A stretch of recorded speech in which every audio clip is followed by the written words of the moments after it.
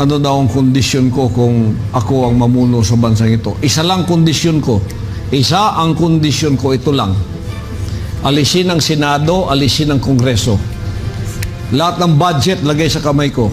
Lahat ng pera ng Pilipinas, 5.6 trillion, ilagay sa kamay ko. In 5 years, gagawin kong superpower ang Pilipinas. Wow! Walang magnanakaw kahit 5 at walang makikialam na magnanakaw kahit 5 pag kayo ay tumulong sa akin. Walang magnanakaw na katulad ng nakita natin ngayon. Gusto kayo tumulong sa akin, you must be super honest when it comes to pera. Ganon. Yan ang totoo. Nakita niyo yan sa bansang Korean.